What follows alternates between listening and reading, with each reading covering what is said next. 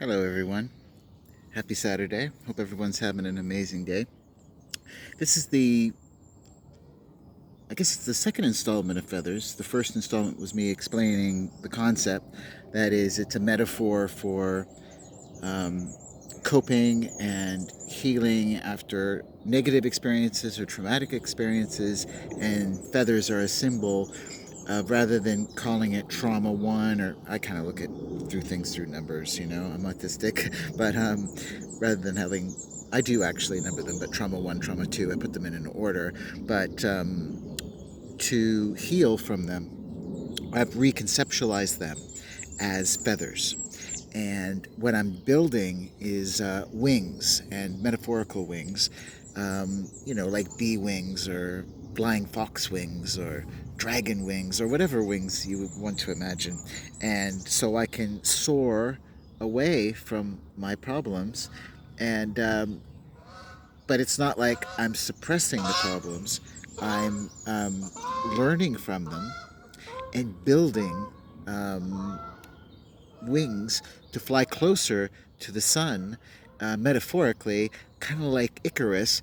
But because these wings are going to be so strong from the crushing pressure, almost like diamonds, I'm imagining, that my wings will not melt.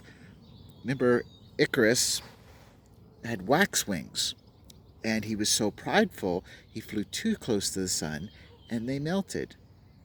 And that's the message that, out of control, pride, thinking that you're the best is it's not a good way to be.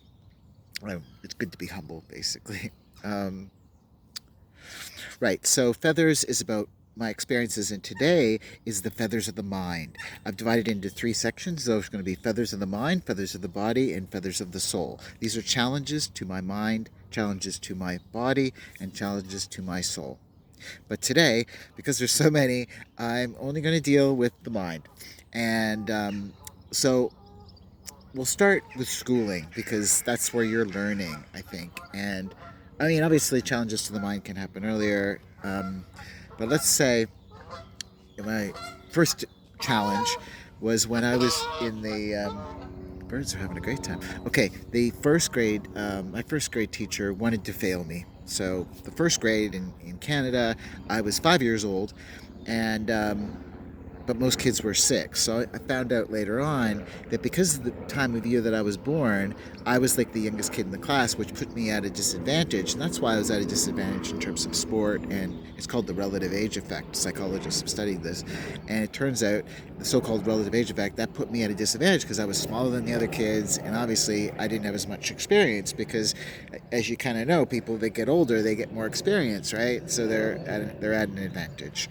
But when you're 5 and all your friends are going to go on, and the possibility that you're not smart enough to get to that next grade because it's measured in terms of, are you satisfactory, excellent, or you need improvement, and it hurts, right? Especially, it just does. um, but it turns out, through the relative age effect, I was just at a disadvantage. And I only found that out years later, like when I was 22 and doing a psychology degree and at a scholarship dinner where I got my first scholarship and where my tuition is going to be all paid for. I was 22 actually when I found that out. And this is the first time in my life that I actually had success at school. And what I found out in that lecture by the dean was that there was something called the relative age effect. And it only took me years later to figure out, oh, wow, I was a total person who is related. I was a late bloomer, right? Because I went to school I was, because of the way the system works, I was too young. Hopefully, I won't go into that too much. The next feather that I earned was my third grade teacher called me out in front of the class and for being possibly mentally challenged, um, and told me that I would have to go to another class and that I had to, with the kids with Down syndrome and learning difficulties, and that I'd have to be tested for IQ, going to the learning center, which all the kids knew. If you're going to the learning center, it meant there was something wrong with you.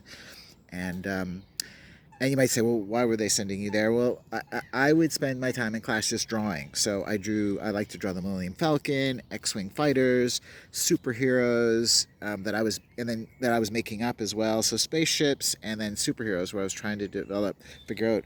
They were my own creative superheroes, kind of based off Marvel Comics and, DC Comics, of course, that kind of style. And, but I'd come up with their superpowers and how they got their superpowers. But because I wasn't paying attention, they thought that was a red flag, and I guess they didn't really look at my drawings, and they yeah. But so I was removed to that class. They tested my hearing, they tested IQ, and after a few weeks, they realized there was nothing wrong with me, and they sent me back to the mainstream school. Um, and really, I had a problem for many years with IQ testing. Still do, really. And I mean, obviously, it can be useful. Oh, hello, Goose. Nice to see you. Um, oh, I don't know if it'll come around. Um, I wanted to show you. Hello, Goose. Hello. Wants to be in the video, Got to give their 15 minutes of fame. Sorry about that. Okay. Right. So I was returned to class. All right. So yeah, for many years I had resentment and didn't like school and didn't like IQ tests. And I discovered later on, IQ tests can be useful in terms of their individual component scores because they can tell you, like after a stroke or something, what particular areas you may have difficulty with. So it's not 100% bad. I guess that was one of the first times that I learned that something that I resented and hated for many years may not be completely awful. I mean, I've had problems with AI, but is it intrinsically evil? I don't think so. I think it's how you use it, right? I think it's context dependent, and I think it can be really, really, it could be really useful.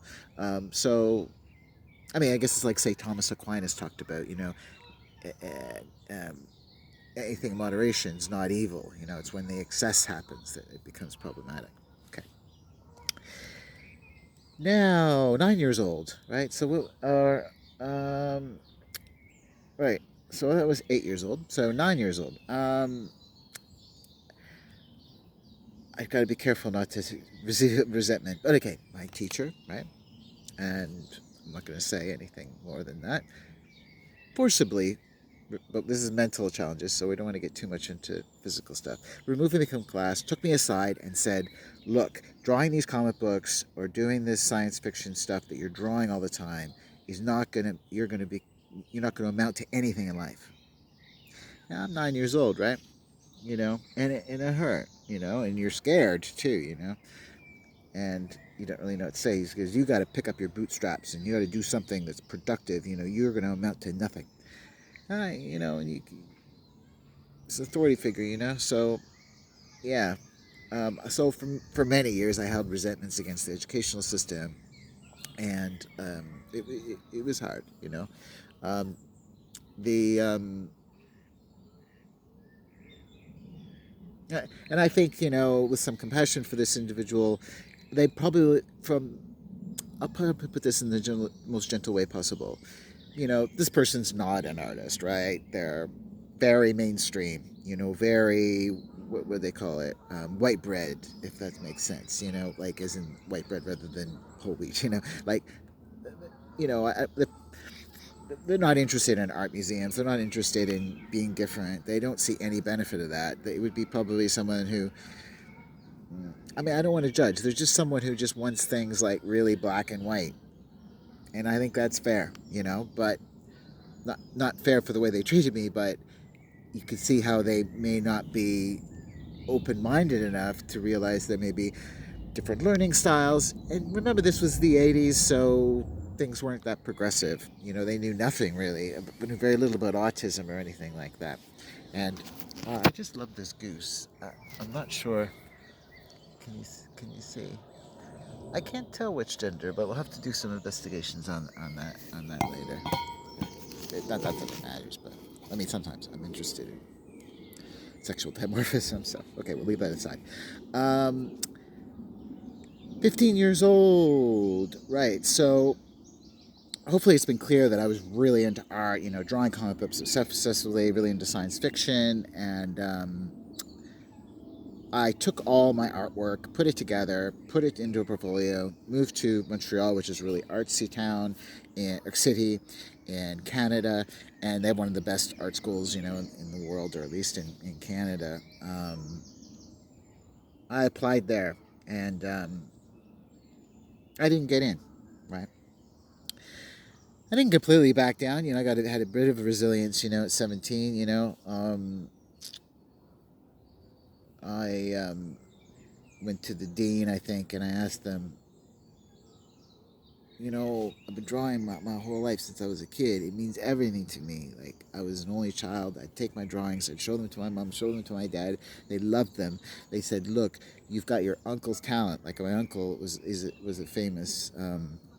My great uncle was a famous Canadian painter. Had the Order of Canada, and worked with Diego Rivera. Knew that he went to Mexico in the 50s and did images of, like, farmers and working class, and the workers, and yeah, I guess it really had probably a bit of a Marxist flavor, but it was part of that kind of Diego Rivera style, and but he was doing that in Canada, and he was a great, you know he was really nice and kind to me, and I felt a level of confidence. My artwork was pretty good. I maybe wasn't necessarily the best comic book artist in my school of 3,000 kids, my high school. I was probably in the top three or four. I think there were, like, about maybe three or four people that were better than me, because we were known if you did comic books, and I think I was probably maybe I was in the top five. I don't know. Now, but I didn't get in, and so I asked, why didn't you get in? He says, "Look, you're clearly talented. You're all worked. You have that comic book thing down pat, but we're looking for people who are open, that are open to different styles. You just put some sculpture together, put some multimedia, put some film together. It doesn't have to be good. We just want to know that you're open for us to forge you, to help develop you. That you come in more." Almost like a blank slate. He didn't say blank slate, but he just wanted to say sure open. Now, I didn't know I was autistic then. I get interest, and I get focused in on one, not just one thing. I'm interested in many things, but I mean, I don't. Yeah. Anyway, so as I found out later, it wasn't that my artwork wasn't valuable. He was being nice. He was not shutting me down from his perspective. He just wanted